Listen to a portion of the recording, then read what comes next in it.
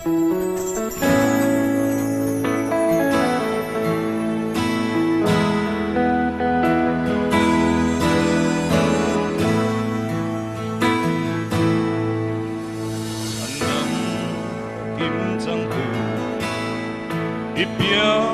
thar turani biang thar lo chu chandam ani lovang chandam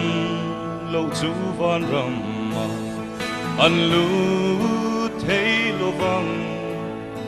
van ram lu tur chua biang thar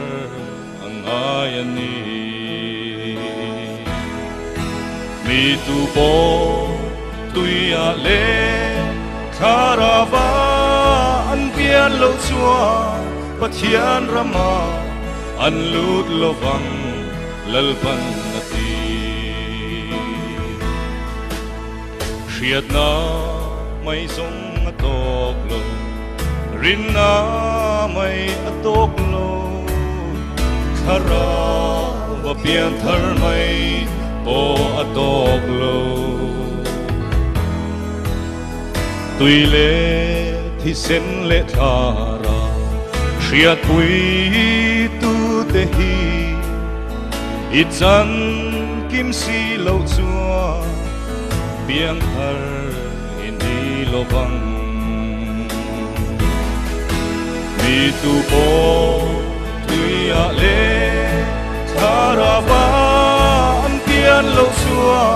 pathian rama an lut lovang lalpan nati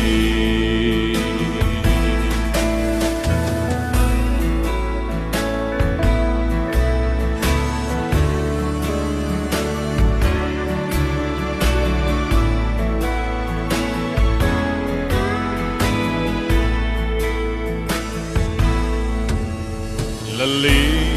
swahi thin lunga lalle chandam tua om mai hi chandam na atling love athu pek som na zokhi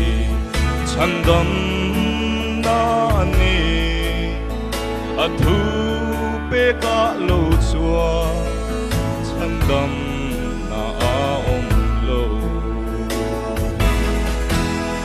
tu po tuya le karava an pian lo chua pathian rama an lut lovang lalpan nati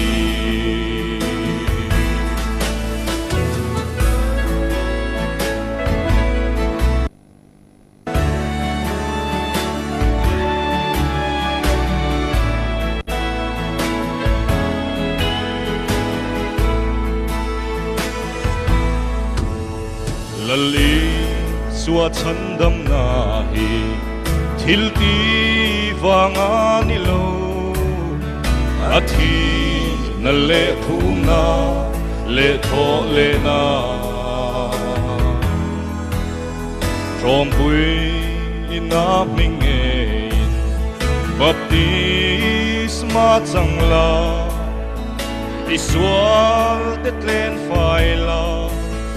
chandam ini omam mi tu po tuya le karava an pian lo chua pathian rama an lut lovang lalpan nati lalpan lo pui na sang lo se